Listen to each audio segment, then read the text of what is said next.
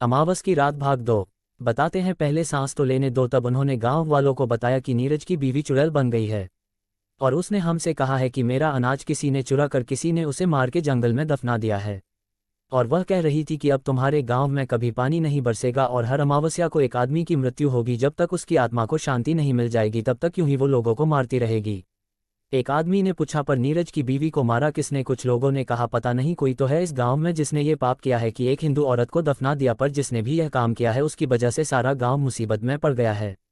ये बात सुनकर राजू भी वहां पहुंच गया और सब बातें सुनकर उसके होश उड़ गए और वह घबरा सा गया और कहने लगा, वो चुड़ैल कोई और होगी, वह चुड़ैल नहीं बन सकती, वह तो अनाज लेकर भाग गई है। कुछ गांव वालों ने कहा, वो तो अमावस्या को ही पता चलेगा कि किसने उसकी हत्या की थी। चलो आने अपने घर जाओ, सब लोग जो होगा देखा जाएगा। राजू के चेहरे पर तो 12 बज ही गए थे और वह भागता हुआ अपनी बीवी के पास पहुंचा और बोला कि हम लोग अब नहीं बचेंगे, आज से 3 दिन बाद अमावस्या को वो चुड़ैल हमें मार डालेगी। वो बोली, तुम पागल तो नहीं हो गए? तुम्हारी तबीयत तो सही है, क्या हो गया है? चुड़ैल हमें मार डालेगी? कौन चुड़ैल? अरे वही नीरज की बीवी जिसको हमने मारकर जंगल में दफना दिया था। क्या? हाँ, वो सारे गाँव वाले कह रहे थे। नीरज ने ये सारी बातें छुपकर सुन ली थी और अनजान बनकर बोला, भैया इतना क्यों डरे हुए हो? कौन तुम्हें मार डालेगा? राजू, अरे नहीं, वो तो मैं तुम्हारी भाभी को उस चुड़ैल के बारे में बता रहा था। फिर यह सुनकर नीरज चला गया। पर राजू की रातों की नींद खराब हो गई। वह बहुत डरा हुआ था। वह सपने में भी उस चुड़ैल को देखकर डर जाता था।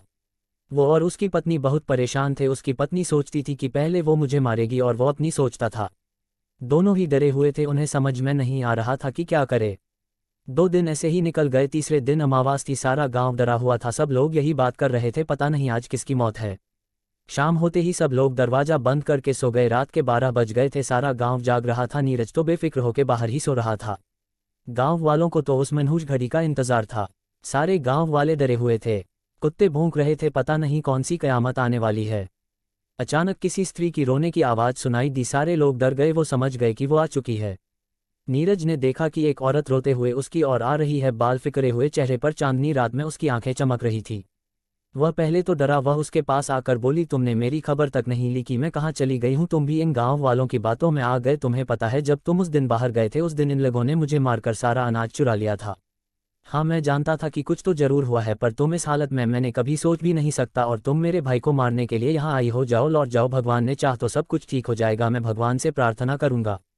वो चिल्लाई, नहीं, तुम्हें तो मेरे साथ होना चाहिए था। तुम भी इन गांव वालों की तरह बन गए। भगवान क्या खाक ठीक करेगा? अब मैं इस गांव को बर्बाद करूंगी। और तुम्हें क्या लगता है कि मैं तुम्हारे कहने पर तुम्हारे भाई को छोड़ दूंगी? नहीं, मैं इस दिन के लिए कितना रोई हूं और कितना तपी हूं। मैं उसे नहीं छोड़ने वाली। उन दोनों में से एक की मौत आज जरूर है। नीरज, नहीं, तुम ऐसा नहीं कर सकती। तुम मेरे बीच में मत आओ। नहीं, मैं भूल जाऊंगी कि तुम मेरे पति हो, हट जाओ। उसने उसे रोकने की कोशिश की। उसने नीरज को ऐसा धक्का मारा, नीरज हवा में उड़ाता हुआ जमीन पर आ गिरा और वह बेहोश हो गया। ये सब राजू की बीवी गेट के छेद से देख रही थी।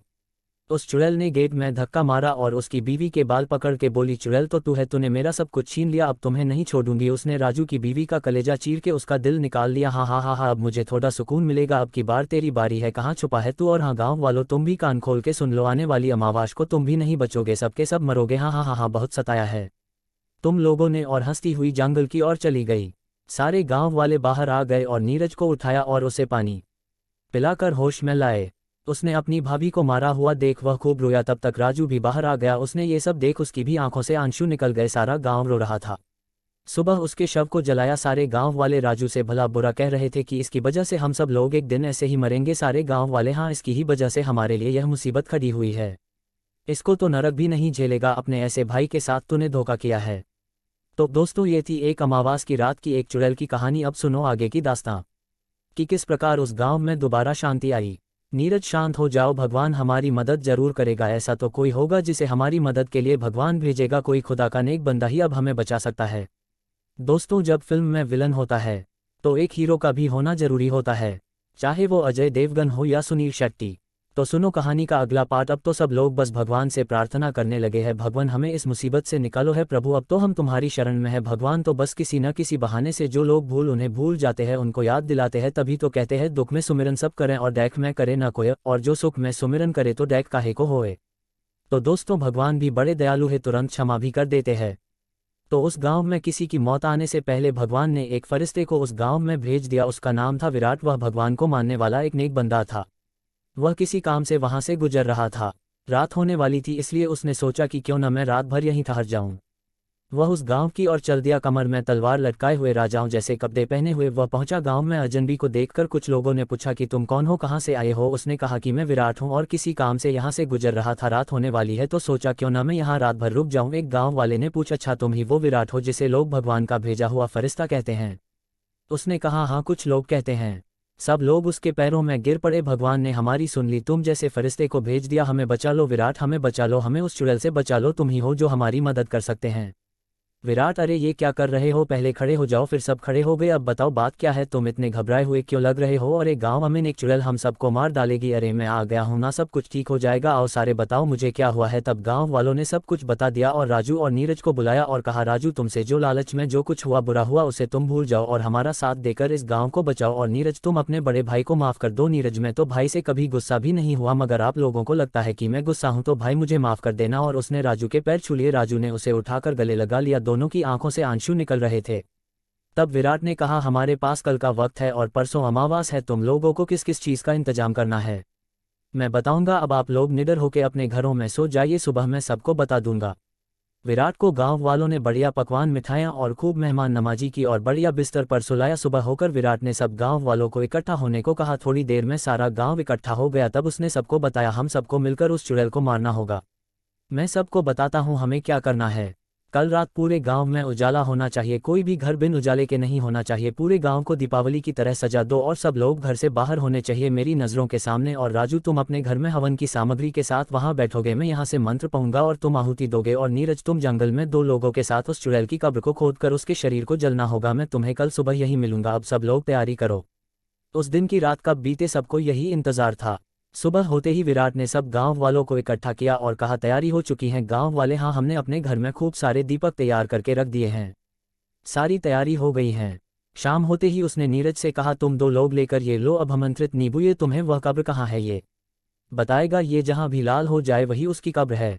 और ये लो लहसुन की मालाएं अपने अपने गले में डाल लो, इससे वो तुम्हें छू भी नहीं पाएगी, चाहे वो कुछ भी करे। तुम डरना मत, वो किसी भी तरह तुमसे इस माला को उतारने की कोशिश करेगी, पर तुम ये गलती मत करना वरना वो तुम्हें मार देगी। अब तुम लोग जाओ, अपना ध्यान रखना। वो लोग फावड़े उठाकर जंगल की ओर चले गए। इधर सब लोग इकट्ठे होकर बैठे उस चुड़ैल का इंतजार कर रहे थे। उधर राजू अपना आसन लगाए हुए हवन पर बैठा था। रात के 12 बज रहे थे कि किसी के पैरों की आहट सुनाई दी। सब लोग उधर देखने लगे तो क्या देखते हैं कि बाल फिकरे हुए सफ़ेद साड़ी में एक औरत चली आ रही है।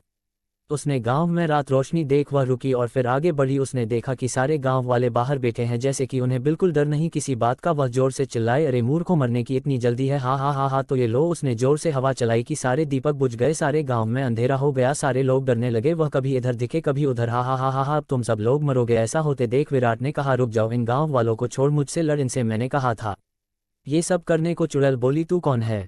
वह बोला, मेरा नाम विराट है और तुम किसी को बिना नुकसान किए हुए यहाँ से चली जाओ वरना मुझे तुम्हें मारना पड़ेगा। चुड़ैल, तू मुझे मरेगा? हा हा हा हा हा, यह मुझे मरेगा, ये ले। उसने उसको अपनी शक्ति से बहुत दूर फेंक दिया और वह दीवार से जा टकराया। विराट, मेरा सर लगता है, इसे सबक सीखना ही पड़ेगा। उसने अपनी तलवार निकाली और उस पर हमला कर दिया। वह एकदम गायब हो गई, उसका वार खाली निकल गया। अब वो गायब हो गई, बस आवाज़ सुनाई दे रही थी।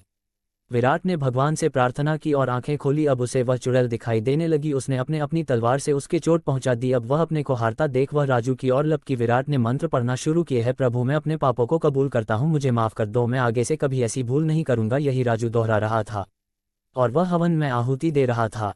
वह उसके ऊपर लपकी उससे पहले ही विराट ने अपनी तलवार निकाली और उसके पेट में घुस दी। तलवार उसके पेट को चीरते हुए पार निकल गई। वो चिल्लाए, वो भागती हुई जंगल की ओर चली गई। उधर नीरज और उसके दोस्तों को वो कब्र मिल गई। वो उसे खोद ही रहे थे कि उन्हें किसी के चिल्लाने की आवाज़ आई। वो समझ गए कि चुड़ैल आ रही। उनके खोदने की स्पीड बढ़ाई और उसकी लाश को निकाला। वो उस लाश को निकाल पाए ही थे कि वह वहां आ पहुंची। वो उन पर झपटी, जैसे ही उसने उन पर हमला करना चाहा वह चीख कर दौड़ जा गिरी। वह लहसुन को देखकर दूर से ही चिल्लाई जा रही थी, उसे मत छुओ, उसे मत जलाओ। तब तक विराट भी उसका पीछा करते हुए वहां आ पहुंचा।